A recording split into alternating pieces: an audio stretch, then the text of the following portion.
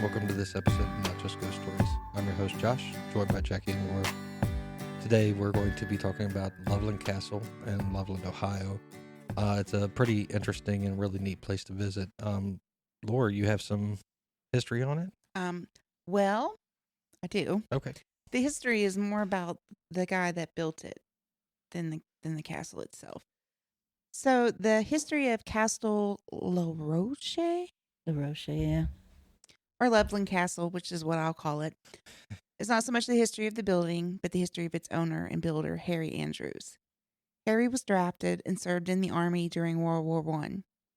During his war service, he contracted spinal meningitis and was pronounced dead. 6 months later, when he was declared alive, his fiancée had married another man. After the war ended, he stayed in Europe and visited castles. Because what else was he going to do, I guess? Eventually, he returned to Cincinnati and worked for a local newspaper. On Sundays, he taught a class of boys' Sunday school.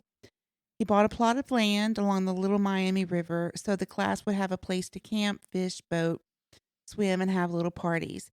He called the group Knights of the Golden Trail. And in 1929, he vowed to build Thelma Castle. While Harry worked, the castle building was just a hobby, something he would get to for an hour or so a day.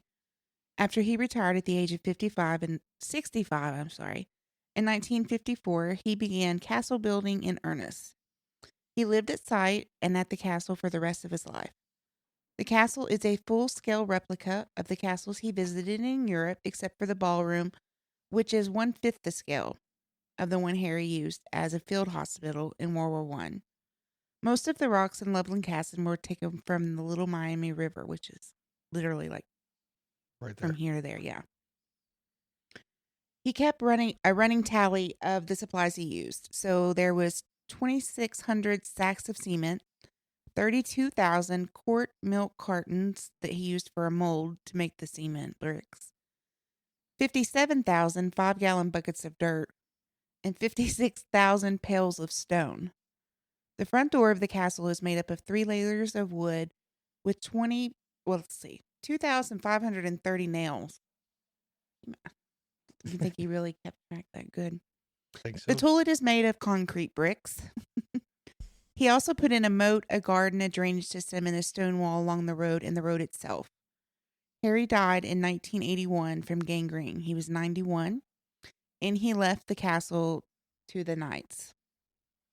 Now, what I will say is this place is really cool just to visit. They do a lot of different tours of the castle. You can go and just kind of walk the property, see everything. Excuse me. You can see everything, and it's just a really, really cool place. Now, Jackie, you're the one that got this ghost hunt. What made you want to go look at this as a ghost hunting place? Good question. Well, it was a castle and you can spend a night in it. True. Did we need to say any more? It's very true.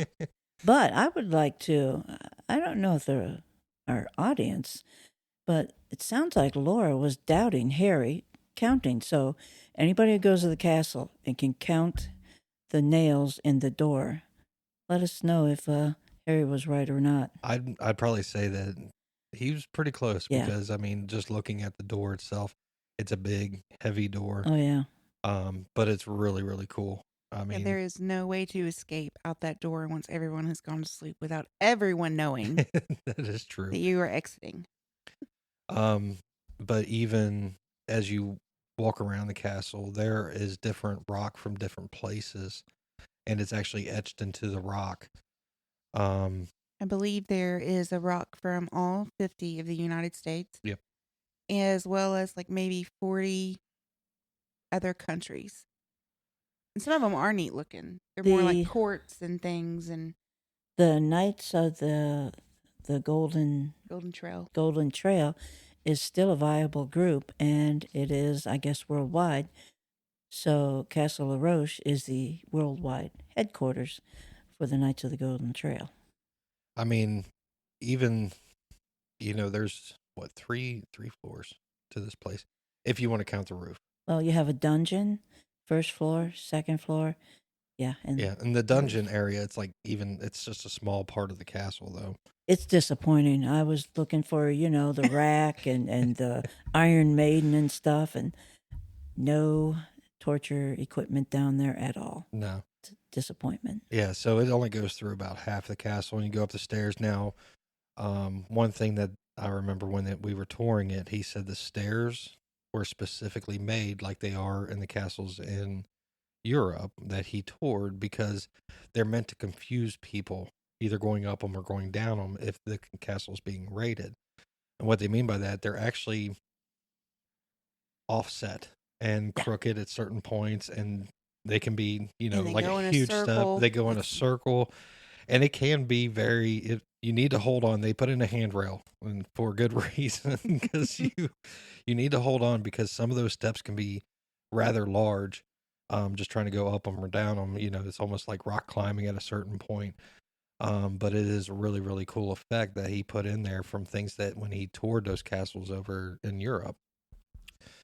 Now we were there with another group from Doggy Paddle. I Yep. call them the Doggy Paddles group because most of them work there, and I know they're thinking about names, but I don't know as they ever told me their names, so I just call them the Doggy Paddle group. Doggy Paddle group. We'll update you when they update us. So they were with us too. They found the castle, they just loved the look of it. They had the roof locked, so we couldn't go out on top of that, but you can see it, and everything this time, which was a really cool thing just to kind of see how everything was made up there. And you can actually walk around the whole entire perimeter of the castle and look down from that roof. There is a moat. Yep. The moat is above ground, I guess you want to say, as opposed to being below ground, and it's not really full of it's water. It's a way to walk around the castle. Yep. And then there's also a beautiful garden that they take care of that's off to the side. It's multi-leveled, flowers and bushes, and I mean just beautiful that goes off around there.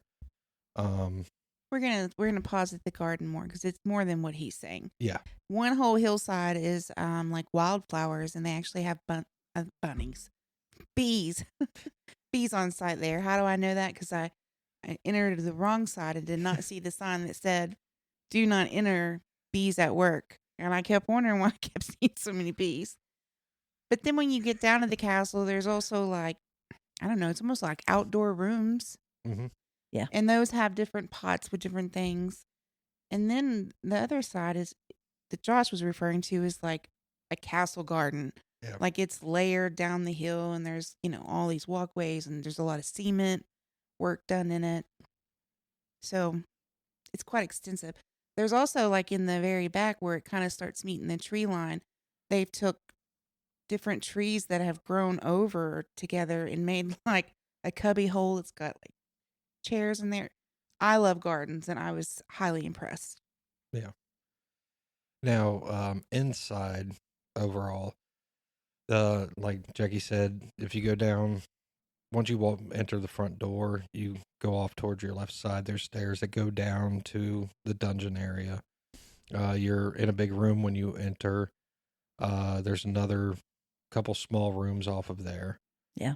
Then there's the stairs that go up to the second floor. The second floor is the most interesting to me because that's where a lot of the stuff is anyways. But when you go up there, there's a couple different rooms to look at and research in there. But then you have a long hallway, and he's got like a round room at the end that's got different swords in it. It's got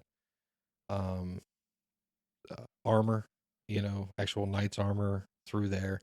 It's essentially a weapons collection. And it is, well, it's almost like I remember walking into it and thinking like the Knights of the Round Table, Arthur, like this is where they would kind of meet if there was a table here, but it had chairs all lined up all the way around. So it's kind of like, it just had that kind of feel to me. And it was just actually kind of cool for me to kind of stand in there and see things. And the chairs are like ornate. They're not just like chairs. They're, wooden chairs that look like would be in the castles. Mm-hmm.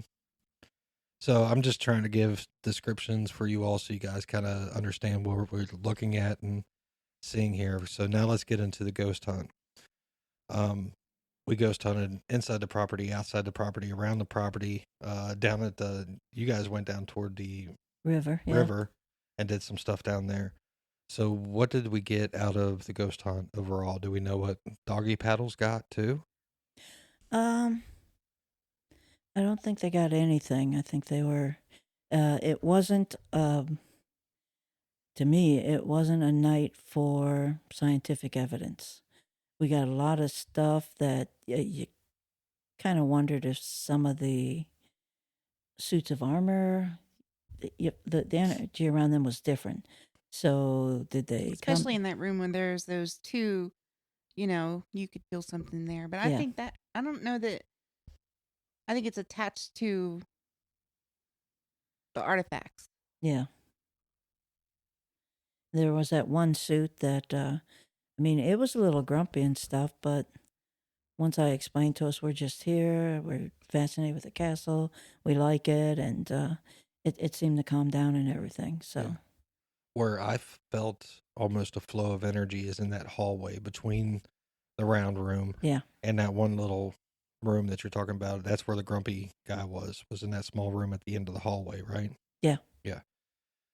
That's where, for me, the strongest flow of energy seemed to happen. Like it was just going back and forth.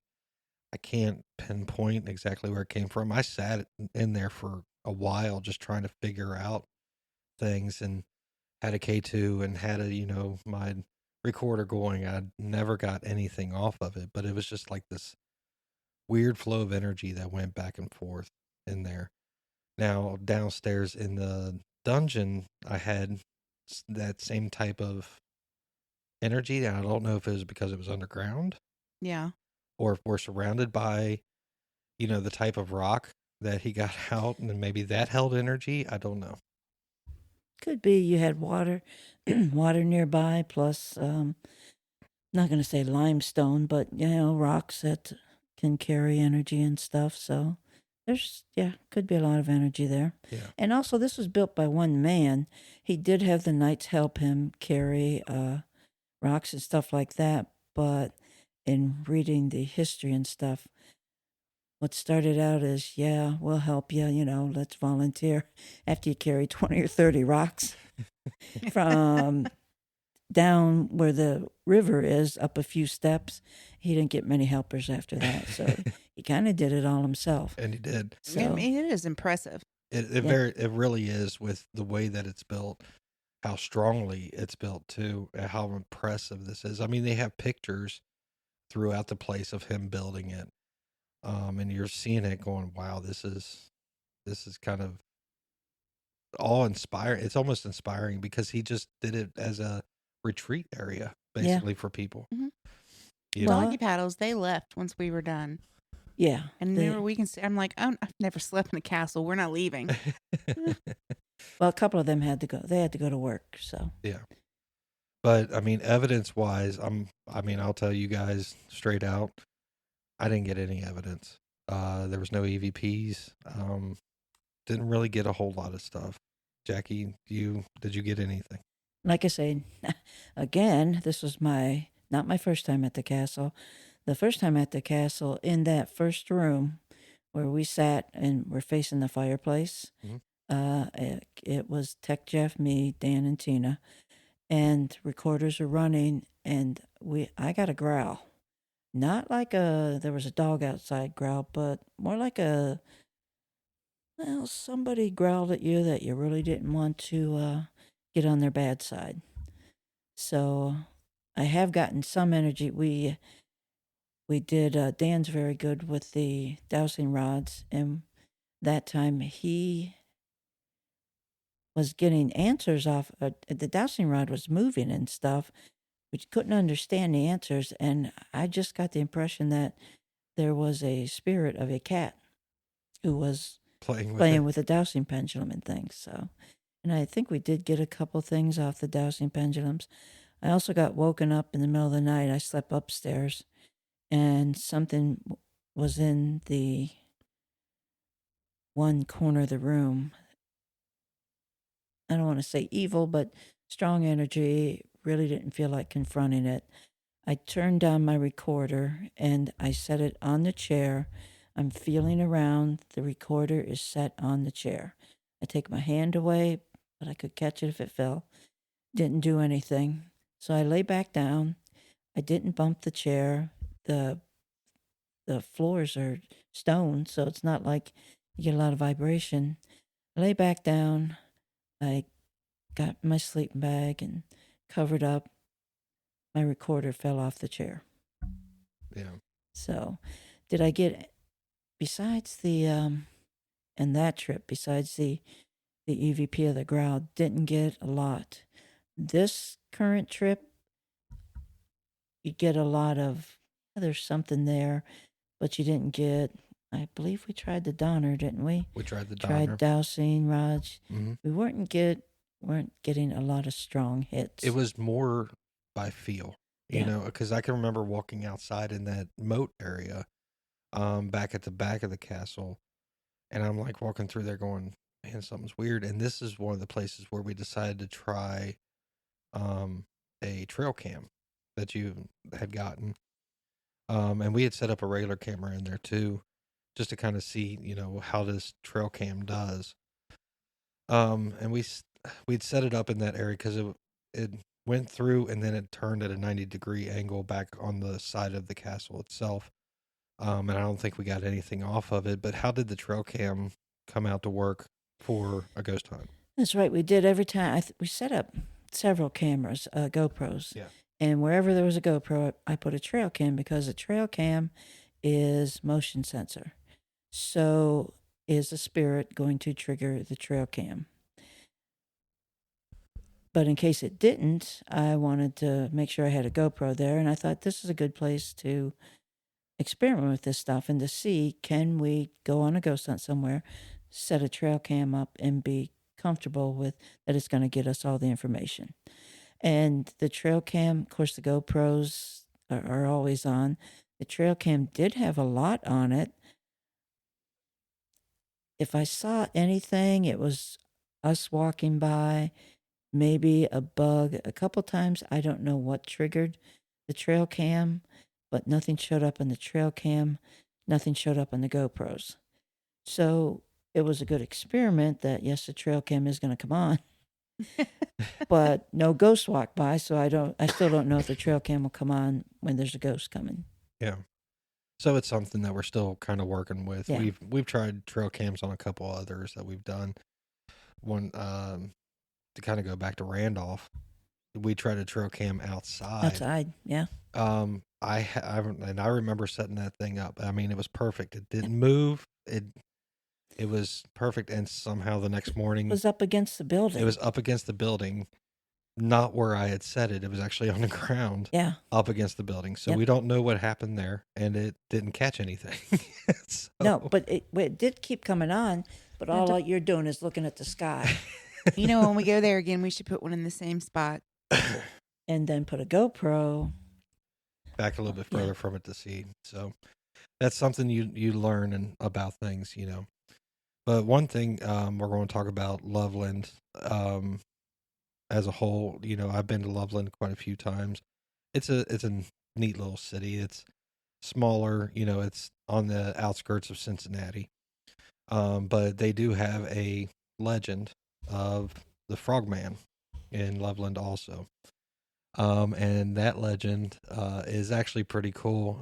Laura, I think you have some information about the legend of Frogman too, don't you? Yeah, it kind of tells you like where it starts, and because I had never heard of it. I don't know how I hadn't, because now that I have, I've seen frogs all over Loveland. Okay, so in March of 1955, a salesman was passing through Loveland and saw three creatures standing by the side of the road, kind of like underneath a bridge. He describes them as 3.5 to 4 feet tall, with leathery skin and frog faces. One of the creatures had a cylinder object in his hand and was waving it around. Then in March again, of 1972, a police officer, while driving along the river road at night, saw a large animal in the road. It was about 4 feet tall with leathery skin and a frog face.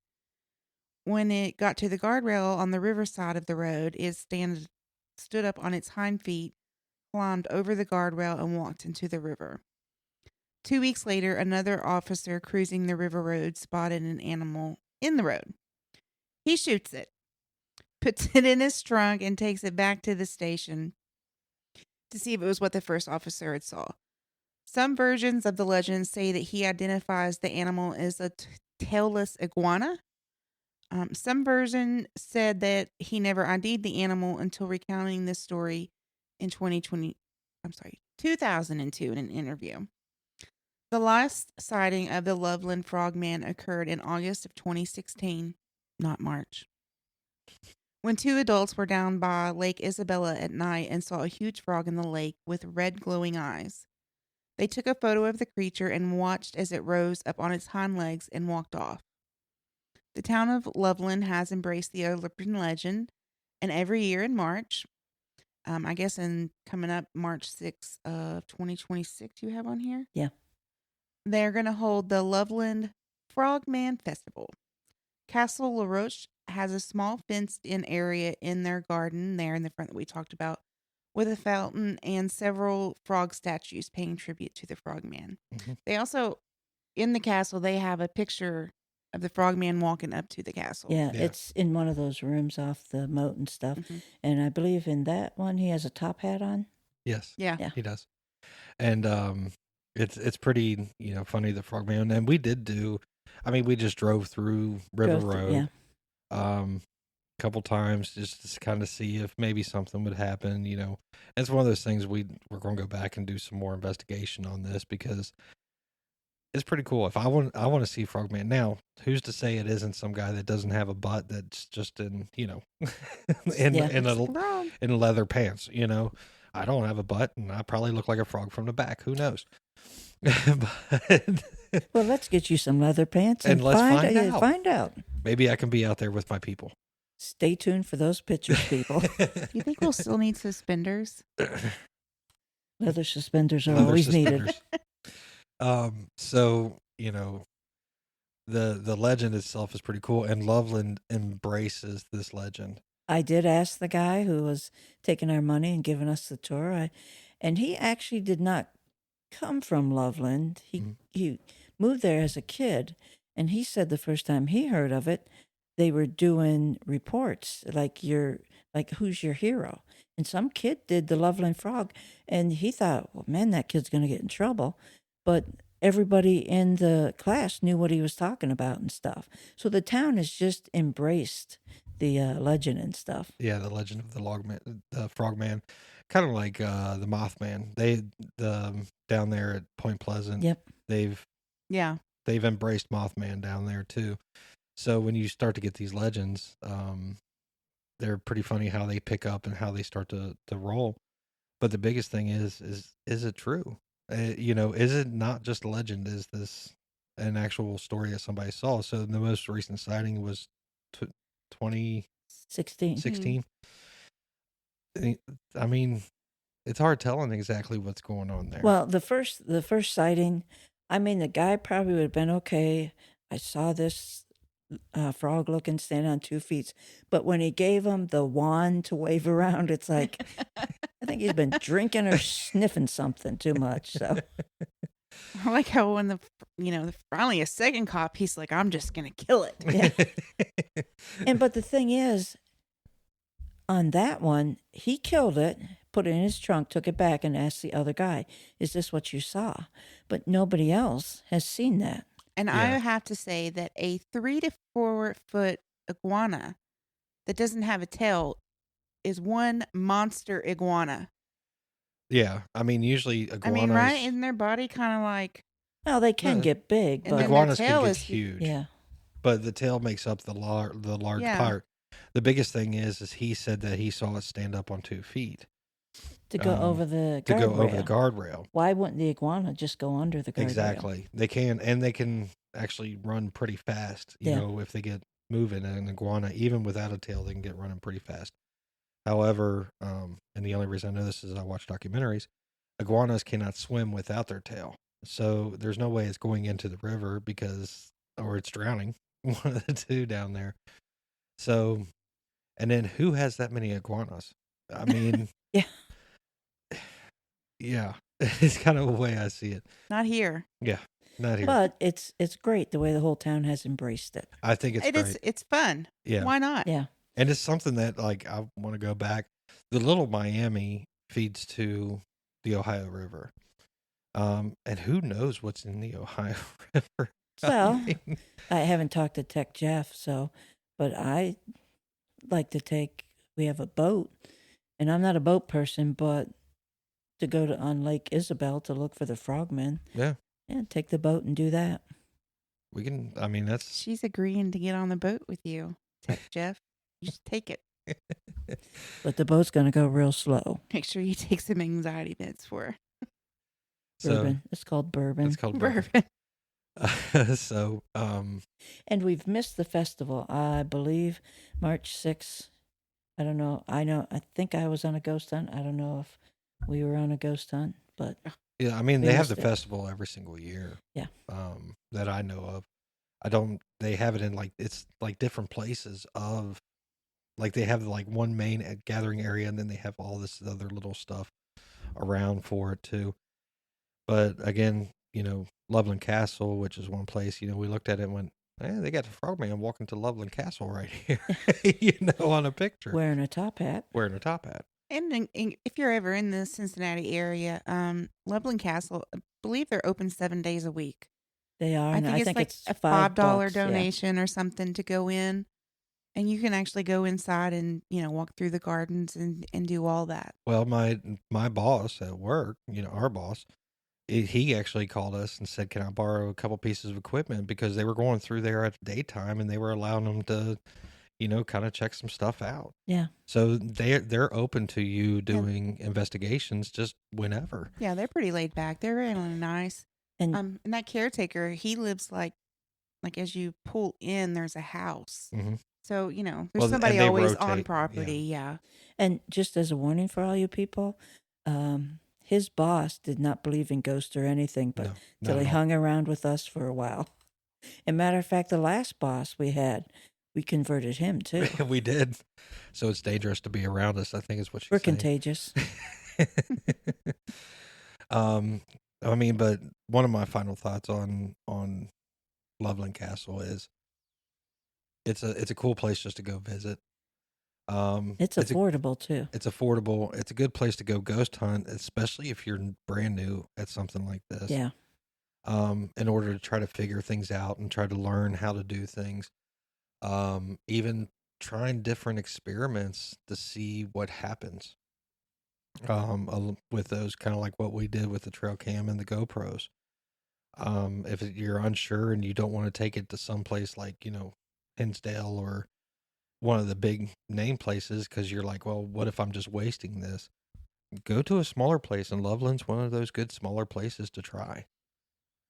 I mean, what do you guys think? Yeah. And it's always better if you're experimenting stuff. Go to a place where you know you're going to come back, stay alive. So that's always good. Well, I mean, if you're going to experiment anywhere, you want something smaller, something that you know is controlled. We've done plenty of experiments at places we've done a couple different times just to see, okay, does it work here? Yeah. Does it do this? How does it work type of thing? Loveland is to get to it. Harry put it in a place where it's not a road that you're going to have semis coming down, because they won't be able to get down it. There's no turnaround. It dead ends. You do have people coming down there's a picnic area there and stuff, but it's very quiet, peaceful, and traffic died off pretty quick. Yeah. So. Well, any last words about Loveland Frogman or Loveland Castle? Nope, but if anybody goes there and sees the Frogman, get his autograph for us. Yeah. Or get a picture and at least post it to us, because I kind of want to see this. Yeah, because we are kind of actively searching for him. We are. It's one of the things we're actively searching for. We have a lot of things. So. That and our sanity. Any last words for you, Laura? Everybody should do it. You get to sleep in a castle. Oh, as a psychic, did you pick up anything? Just a little. It was a really pretty slow night for me. The two statues, the knights. I felt some things there, but nothing like to say which piece it was or what kind of person it was or any of that. So just kind of lightly. Actually, the place that I would like to set and like psychically investigate more would be at the river across the road. Yeah. And we did for a little while, but there was a lot of bugs. And we did that because it was so peaceful. I really Yeah. didn't want to leave. All right. Well, with that, this has been Not Just Ghost Stories. We've been your host, Josh. Laura? And Jackie. And until next time, you can contact us on Facebook at notjustghoststories.com. And actually, we would love for your all's input. You can watch us on Facebook and comment, or you can contact us at notjustghoststories@gmail.com. Should we give them a little teaser? We recently did a ghost hunt at St. Albans. So that will be showing up in a podcast. We don't know when, but keep an eye on us. Thank you.